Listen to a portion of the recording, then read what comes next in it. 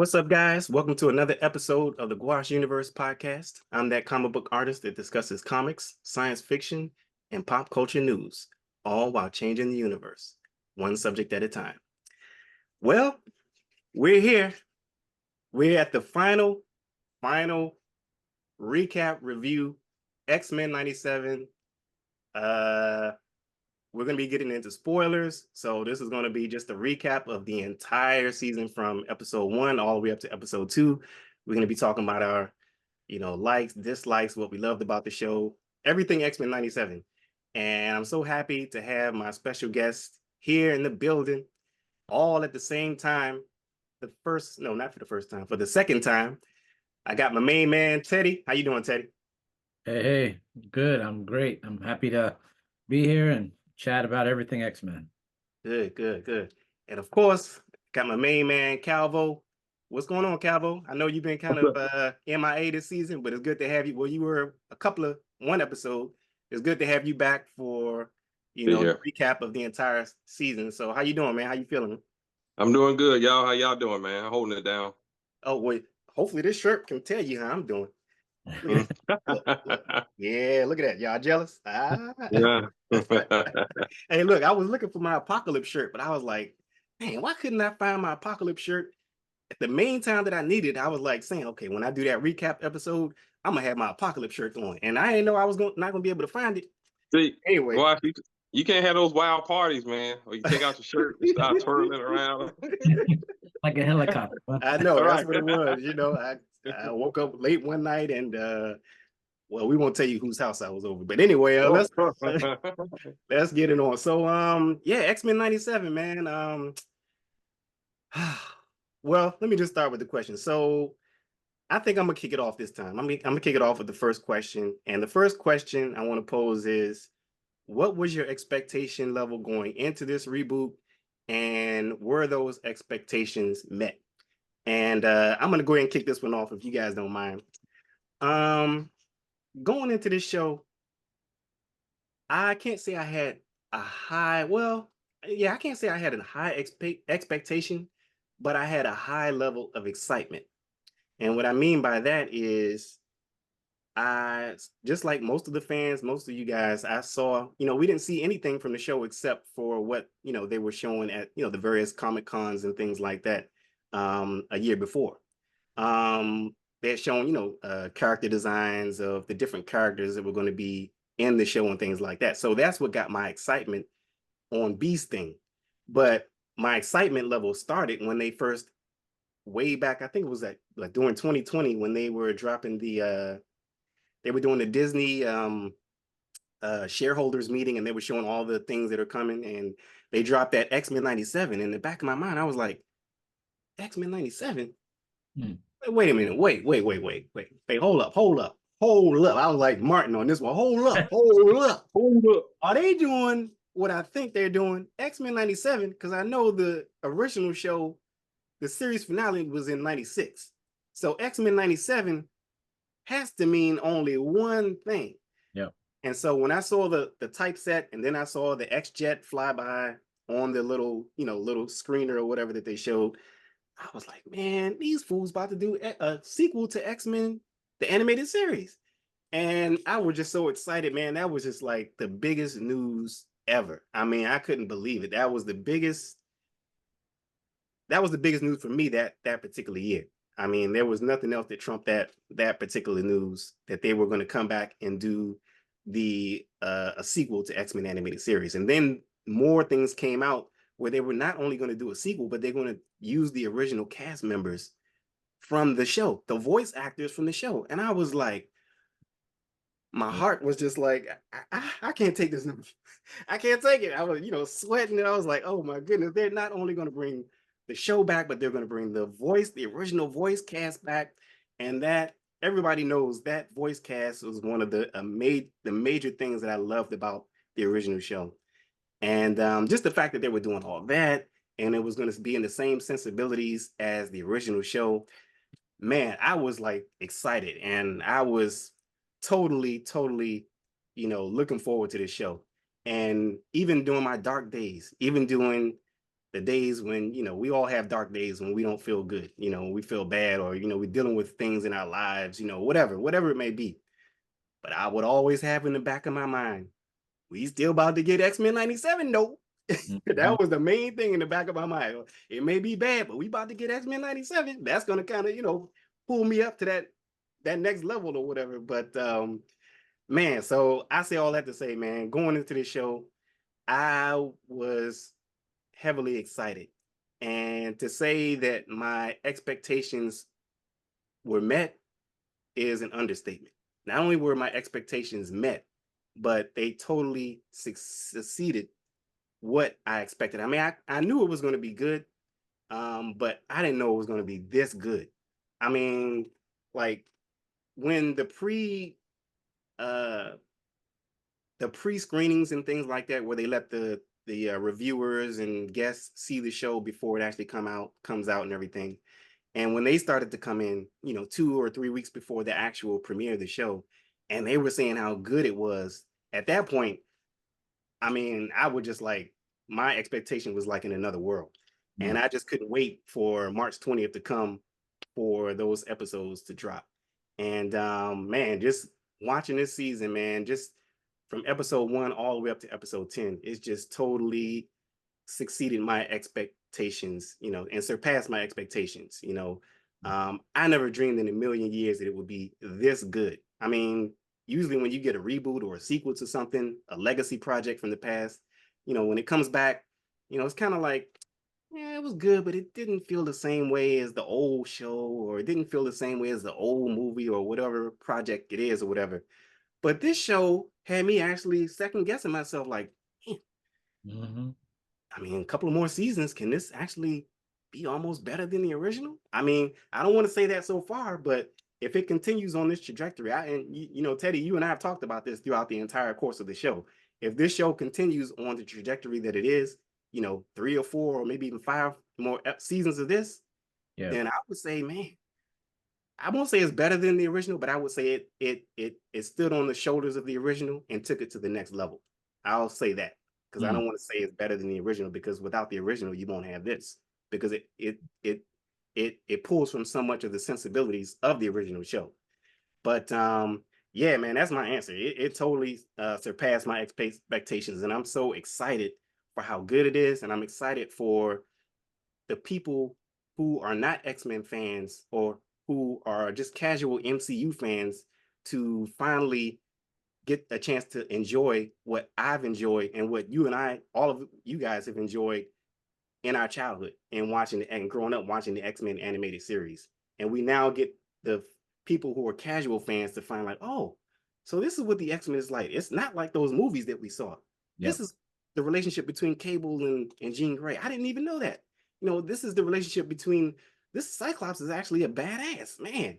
It's not just about Wolverine. Wolverine has his place, and he's a player, but it's not all about, sexy Hugh Jackman. You know what I'm saying?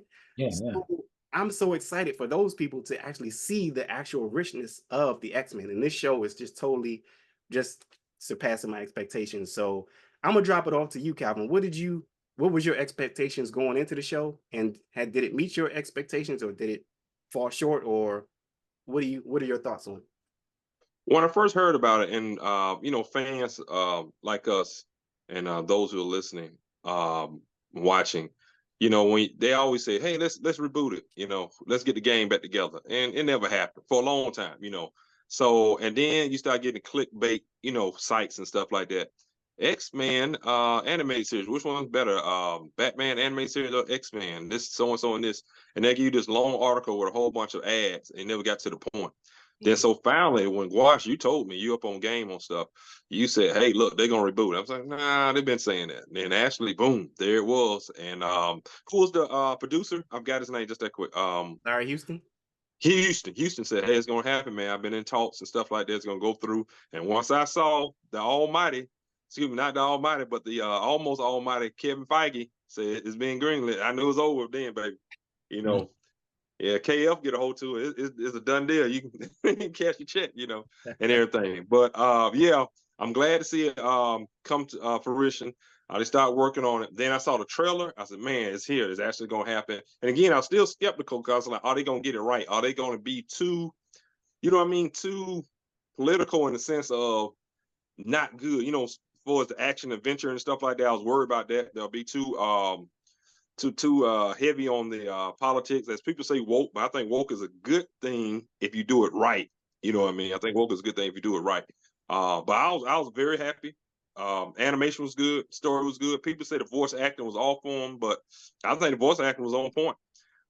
For me, I enjoyed it. So my final word on it exceeded my expectations. I thought it was great. Yes, only little nitpick is, and because you and I, we know the comics, a lot of storylines are boom hitting you real quick. You know what I mean? Yeah. But they got to do that. If you go to Invincible is doing the same thing on Prime. They're taking like, I don't know, 2 years of comics of 3 years, and they switched it into like 1 or 2 seasons or episode. You know, so Right. but they got to. I get it. You know, they don't have like a whole. This ain't what's it, Law and Order. You know, when they've been going on for 15 years. You know, so yeah, I'm happy with it, man. Definitely 5 stars for me. 5 stars. Yeah, I mean, I've heard that argument that, that they're, putting a lot of storyline and a lot of X-Men history into condensed storyline. But I mean, there really isn't any other way to go about it when you think about it. I mean, this is a different medium. This is actually animation.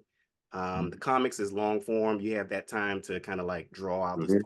And this is not the printed image. I mean, the printed comics is built for that type of soap opera where you can take years and years to focus on, a certain storyline. Like I remember Life Death. I think you and I talked about this, Teddy, when we did the review on Life Death. That storyline took about at least a year, if I'm not mistaken, in the comics. At least 9-10 months. Because it told Storm's journey from where she was to losing her powers to back to getting her powers again, and that took at least about a year and a half. But you can't do that in animation, because that's a totally different form, Right. and you kind of want to keep the story moving, so to speak. But but Teddy, so what was your thought? What's your thoughts? What was your expectations going into the show? I know you're a big Bishop fan. That's how we connected. But what was your expectations going into the show, and where they met or not met? Yeah, so I grew up like with the show primarily. I didn't get into comics until my like later years as an adult. And I was really obsessed with the show because nobody had ever seen anything on screen with a team like this and this kind of a world, in a comic book world that kind of launched off a ton of shows afterwards, being the predecessor and being kind of like the pioneer team that nobody had ever seen before. So like I was obsessed where I bought a tape recorder as a kid. I recorded the intro and played it every day. Like I was obsessed. I could not wait till I see an episode, right? So that's how big of a fan I was, watching the show. Fast forward, I was able to get tickets finally for years to go to San Diego Comic-Con 2022. I had no idea that they were gonna have an X-Men 97 panel. So when I saw the lineup, I told my wife, I was like, yo, we're not missing this. I'm gonna wait in line. I don't care. So I got to see, the producer and the creator reveal and show the preview of the lineup of all the characters that they're gonna bring back on, and see the animation style without obviously revealing and spoilers for people to kind of give your palate give your palate a little bit of a taste of what's to come. So with that being said, I was like, are they doing this as fan service, trying to make money? I had that I was hyped up, I was excited and anticipating for it to launch and for it to come on screen again after 20 plus years. But there's a part of me I was like, all right, I'm gonna put my expectation low because I don't want to get disappointed. I've been disappointed plenty of times when they try to bring in OG character or like shows and movies for us that grew up watching things, and sometimes we're disappointed. But anyways, then watching the show, I was like, oh my God, they are not playing games. They're going straight into it. They didn't have to explain anything, right? Because people that already watched the show to pick up from where they left off. So you're supposed to know stuff already, which is, I appreciate that. And they're not like over explain things and use filler, because every scene was a banger. Like it was just, there's importance in every little detail of exchanges in the plot and the character development. So I was impressed. And then throughout the episodes, man, I was like, I can't believe we're watching this. This is like they put a lot of time into it, and then like you said, Gouache, like if they're going at this pace, they may surpass the original. And I was like, I was seeing the same thing, and I was like, I can't believe Yeah, you didn't they're think that was possible, did you? Like to not only be good but surpass the original. Come on, man. That's right. that's that's unheard of, you know. The trajectory and the pacing and everything, just it was excellence, So I was very happy. It exceeded my expectations, and yeah, man, I enjoyed every episode. So Yeah, that that's interesting. I did not know that. I didn't know that you were actually had boots on the ground at San Diego Comic-Con when they did the panel what I saw was they had the screen and they had like each character like on the screen and behind the X Mansion or whatever, and yeah, they had all the characters one by one show up or whatever. I didn't know you were at that screening. I mean yeah, that presentation. yeah, I was there when they individually showed every character. I mean, not every character, but like the main core people, because they didn't want to reveal all the other things happening. But they would be like, okay, don't be surprised, but you're gonna expect these characters, the main group, to come back, and you're gonna see what they look like with modern day animation. So it was pretty. Hey, Calvo, he been holding out on us, man. Call the Sentinels now. We got to send them over to Teddy's house. You mean you had tickets and you ain't called us? Yeah, I know, right? It was No, hard no, to it's good. It's yeah. all good though. But man, that's an experience, man. I never been to San Diego Comic Con, but I would have liked to have been there to witness that whole, introduction of X-Men '97. But so I guess that moves on to my next question. It's got to be asked. Um, what what were your likes and what were your dislikes about the season? Could they have done anything better, or was the show just perfect in your eyes, just like pitch perfect? What do you think, Calvin? What do you think? Okay, to They me, have done anything better, or you dislike anything? What? the weaker episode, and maybe this might be a whole different question, but was the Mojo World. I liked it, but I think that was the weaker of the episodes. It was a fun episode. Mhm. I like the nostalgia to the arcade game and all that stuff like that. But in compared to the rest of it, I mean, if you took that episode out, you know what I'm saying? You still got it. But of course, you need that relationship between Sunspot and Jubilee to work out. So I understand that from storytelling point of view. You guys don't jump me out there in YouTube land now. Don't jump on me because I know a lot of people like that episode. And again, I did too. I got my I didn't hand on have the too button many right now. My hand is on the button. Turn the comments off. But it's not too much I didn't like. Again, the pacing was just fast, but I knew it already. Like Teddy made a point of, you jumped in like already know what's going on. They didn't hold your hand if you would, but at the same time, they didn't rush it so much where you're like, wait, slow down, say that again. You know what I mean? And Right. whatnot. But I thought it was good. I didn't like. It's not much I dislike. It's really not. Now I can say, being a fan of a character, I might say I don't like the way they did your boy Gambit. Old Rogue and Magneto, Yeah. coming in and taking over and stuff like that. Gambit was I hate to say simping, but he was crying, he was in his feelings, but What? he was That's hurt. what you got out of it? That's Wow. how I got out. Keith Sweat. Hey, Keith Sweat came to mind. He was begging. Man, yeah, he was hurt, man. Oh, shit. Why you gotta be that way, girl? Keith Sweat. That's how I felt. I don't know, but other than that, small little stuff like that. But other than that, man, I thought it was great. I enjoyed it. Again, this is 5 out of 5 for me, 10 out of 10, however you want to say it. Well, before I pass it over to you, Teddy, let me just jump on that real quick. As far as the Gambit thing, it's interesting that you would see it that way, because the way I saw it was the way he handled the Rogue situation, the way Gambit handled the Rogue situation. Yeah, he had a tear to come down, but he was the one that actually put her in the friend zone. After she said, made her decision, said, "Hey, look, I want to get with Magneto. I can't touch you. We can't do that thing. So I'm gonna get with Magneto." He was just like, "Okay, well, you know what? We'd be friends." Gave her a little kiss on the hand, got up, and walked away. And she was still sitting there. So I was like, "That's how you do it. You don't just sit there. Oh, please stay, Rogue." That's what you call a simp. But he didn't do Wow, that. those animators, those directors, come on, Teddy, y'all know it hurt. Hey, it hurt. Hey, how Usher song go? Is always that one person that will always have your heart that started from the something from start. Y'all know what I'm talking. Come on now, my boo with Yeah, Usher and Alicia Keys. You know what the deal yeah, is. No, that's not the one. The one you talking about is the one where he was crying on his knees and he grabbed her and she was slapping him and stuff. Oh no, he was like singing or whatever. And Gambit wasn't doing that. Come on, man. Gambit was not doing that, but Yeah, man, I heard that music in the background. I think they threw it in, and the director's cut. They threw it in. But hey, you got to do it. I mean, I'm glad. But you know what? The fact that we actually felt that, I'm pretty sure Teddy agrees with me. You actually felt for the characters. My sister, she likes a good movie, but she actually commented on the X-Men. She actually commented on the relationship they had and everything. And man, that's something to get a you know, Casual. geek person to get into it. That says a lot for what they're doing over there at Disney on the X-Men '97. Right. What about you, Teddy? What you got to say about that? Yeah, no, I agree. Simping? I, it's a mixed bag for me. I mean, it's like I got caught by surprise about Magneto and Rogue. First off, I was like, kind of adultery drama soap opera we're about to watch right now, But no, like I agree with Cabo as well. Like the Mojo world, I have certain characters I like to see, and I like it when you get to see a character just come together from another universe, or in general somebody from the past you haven't seen in a while. Like for instance, Longshot. Remember Longshot? Mm-hmm.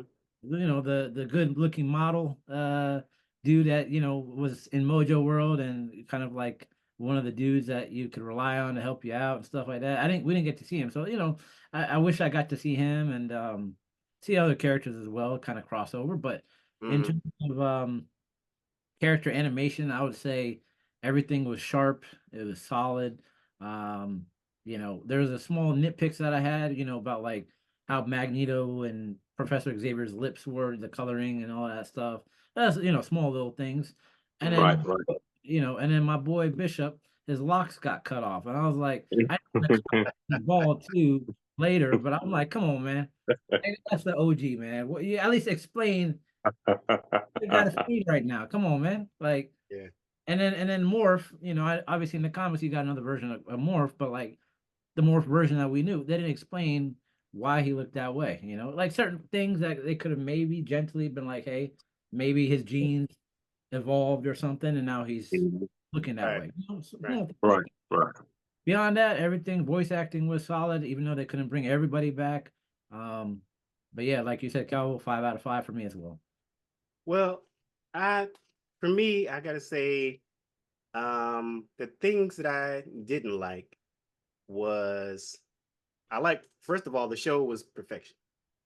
I would say 99.9, but that's just like the top. But I had some things that I didn't like, and I'll just say them right now. The things that I didn't like was fans don't get at me. I know, Calvin, you got your button. I know I was about to push it on you a minute ago, but you about to push it back on me, I right? got it. Hey, disclaimer. Yeah, I didn't like the music. I did not like the music. I know a lot of people like the music, but I was disappointed. And What you mean, like intro or like doing the no, not the story? intro. The intro was perfect. I was Okay. happy that they brought the intro back, but I was disappointed that they didn't use the original music from the show.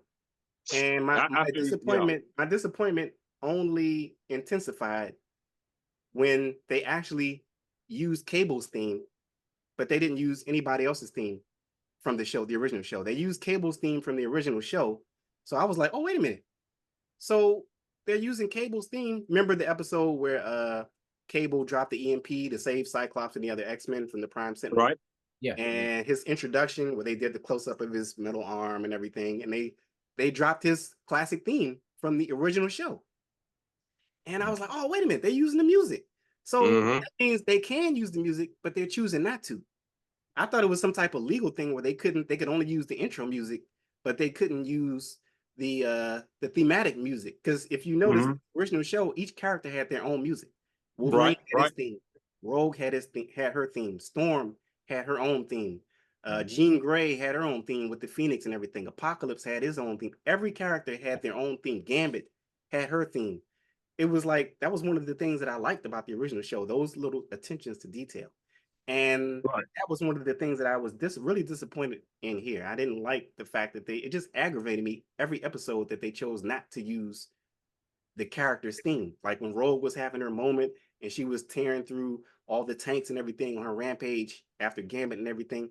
they could have used her music there. I was like, man, come on. So I thought that was a missed opportunity. So I didn't like that. The other thing I didn't like, speaking of Morph, Teddy, that was good. You said about Morph. I think Morph was kind of the weakest link of the show, only because, and let me explain myself. The reason I say that is because I didn't really see any relationship with him and any of the other characters.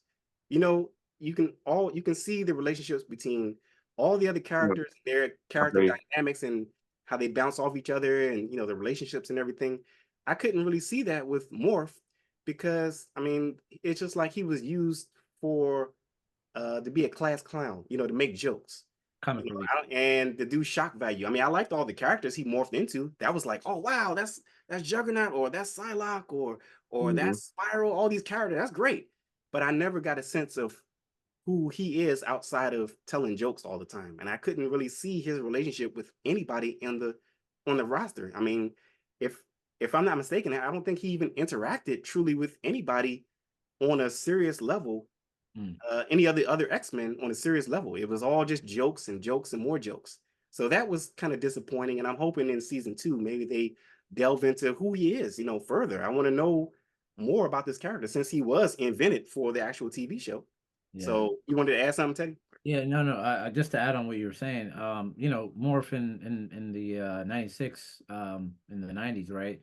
He had a better relationship with Logan, right? So I Yeah. think I think they didn't really get to elaborate much, especially with all the different storylines happening now. It would kind of take away the shine of like the big plot and the dynamics happening with all the different characters. So I mean, I understand, that we needed to see him more, but he was the comic relief that was needed. And when he transformed, you're like, oh dang, I forgot about that character. You see that character, but hopefully, like you said, that they will eventually kind of flush out his character more later in the next season or so. Yeah, they got to. I mean, because it's like, man, it's Mhm. all the characters that he morphed into was like wonderful. And I thought it was kind of funny that a minute after he morphed into the characters, he get taken out a half a second later. I mean, I think in one episode, the Sentinel Prime shot him in the face. I was like, man, like that episode. What was that movie? The Hangover. He's like, oh, in the face, in the face, like in the face. Woo, that's a terrible way to go out.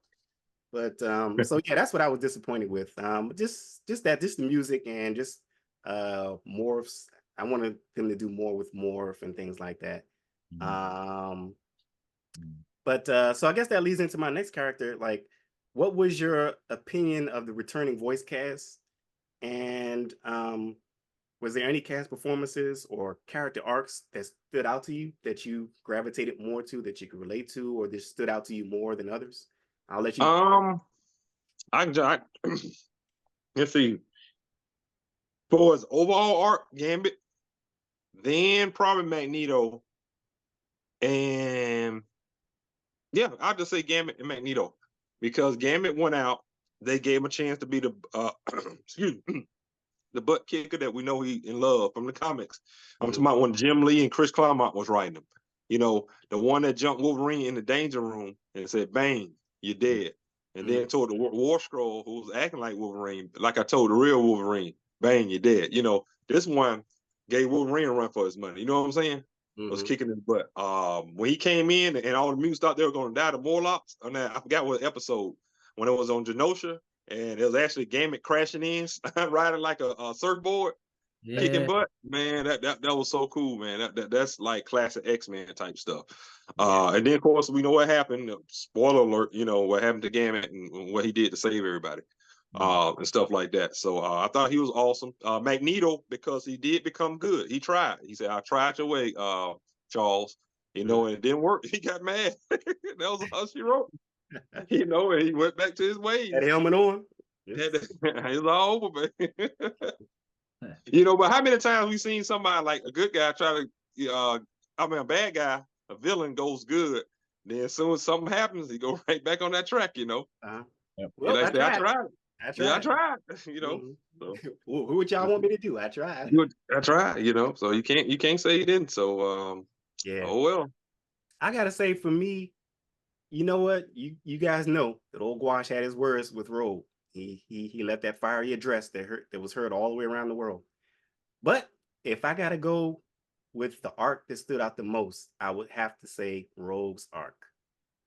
She went through an arc, and just the voice actress alone, Lenore Zan, she just a phenomenal job, man. I got to clap it up for her. She did a phenomenal job, and I think she's going to be. It's anticipated that she might be nominated for her performance in this season, and because she just went to lengths that she never went to in the original show, and that's not slighting the original, but she went to emotional points and emotional story beats that in this particular show that we just haven't seen from that character, and it was just such a revelation just to see her go through this roller coaster. And it made me angry. Now, don't get me wrong, it made me angry, made me upset, to some of the stuff she was doing. But hey, those are real.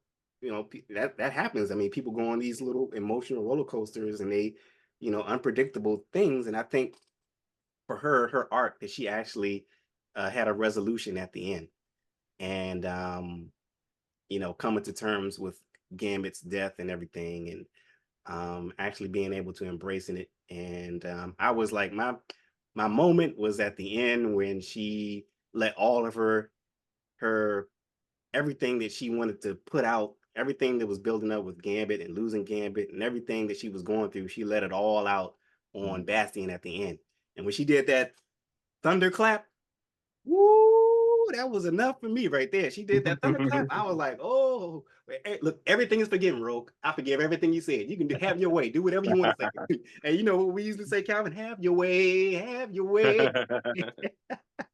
Hey, it Yeah, was I cool, gotta give man. it to Rogue, man. She really had I guess the standout arc of the entire season. Hate it or love it, whether you upset with her, or whether you like what she was doing, whether you dislike it, I gotta give it to her. She did have the biggest arc. And then second, I would give it to Magneto. Magneto went through an arc which was, I always say to you guys, the best villain is the ones where you kind of empathize with them and they believe that what they're doing is the right thing. And it's kind of like you couldn't really argue with what he was doing when he actually turned back into a villain, because you saw everything that transpired. We all witnessed what happened in that episode 5. We all witnessed what happened on Genosha. So it's kind of like, and everything where he tried to be good, but like you said, Calvin, it just didn't work out. I gotta kill everybody on the earth. So it was kind of like, it's kind of like you really didn't really know which side to choose. And those are the best story where you can't really it's hard for you to make a decision on who's right and who's wrong. It's like that gray area. And I just think that Magneto totally embodied that type of dilemma in not only the writing and the creativity of the story, but also in the audience's, interpretation of that story. So yeah, I gotta give it. And as far as like the rest of the voice cast, man, you know, the returning voice cast, Cal Dodds, Wolverine, it's like they came back and just didn't miss a beat. The voice matches were like, man, perfect. I mean, for the ones who are no longer with us, we lost the original Magneto, we lost the original Cyclops, and some of the original voice actors who were on the original show, since their voices changed, they ended up voicing different characters in this show, which even those were great and memorable. But the voice matches of the original actors, oh man, I mean, the actors that they got to do the voice match for Xavier, Gambit, and Jubilee were just like pitch perfect. And I couldn't have asked for a better match. I mean, I got so used to hearing the new Jean Grey do the voice. It was just like, wow, man, she just totally, and captured that voice. And like I told you, I think you and I talked about this earlier, Teddy, that Jennifer Hale, who does the voice of Jean Grey in this show, she actually did the voice of Jean Grey in Marvel vs. Capcom 3, I think it was. And she did the voice of Jean Grey in the Wolverine and the X-Men animated series from Nickelodeon a few years ago. So I thought that was kind of interesting that they kind of kept it in the family, so to speak. But yeah, man, I love the voice actors. I love what a phenomenal job they all did with the show. They elevated the story content, just like the original actors elevated the story content in the 90s. And I'm just, you know, just excited about what they brought to the roles and everything. So what about you, Teddy? Any voice acting that stood out to you? What's your favorite arc? Yeah, just doubling down on what you said. I agree with all those arcs, but under the radar, you had Aurora, with Storm, with her losing her powers. Um, it was Oh, cool. I forgot to mention that. Yeah, go ahead. Yeah, her facing her demon and like fighting her doubts and with Forge kind of helping her along the way and guide her. It's cool to see that because it applies to life and people always are down on themselves when they have a hidden, ability and it's still there. So it was cool to see kind of her arc. But yeah, the whole Rogue and then the Magneto arc, kind of empathizing with the villain and having kind of the gray area of why he's doing what he's doing and the experiences he's been having, with society and whatnot.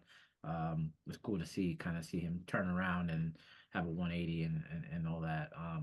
But yeah, in terms of voice acting, I think everybody was excellent. Beast, I love Beast, man. Like, it's something about when you hear him, you just feel at ease, like, because he's just so intellectual and Yeah. he's like a man of thought. And then obviously Nightcrawler as well.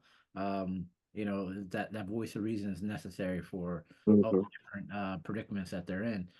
But in terms of negatives, like I said, there's so many positives. There's a couple little nitpicks and things that I kind of wish, like, I wish I was Apocalypse and revive some of the voice actors that come back, like Professor X. Like, I have these voices in my head. Like, they did the best that they could do, but it's still just not the original. That's my opinion, right? Okay. Like Mhm. Professor X, and then Bishop, obviously. I need that Cajun, that I don't know, that like Southern accent, that ties also with Gambit, like you said, Calvo. So, yeah, that's pretty much it. But besides that, everything else was smooth with the voice acting, and yeah, I loved everything. So. Cool, cool. Okay, guys, we're gonna do a quick break and we'll be right back right after this. So sit tight.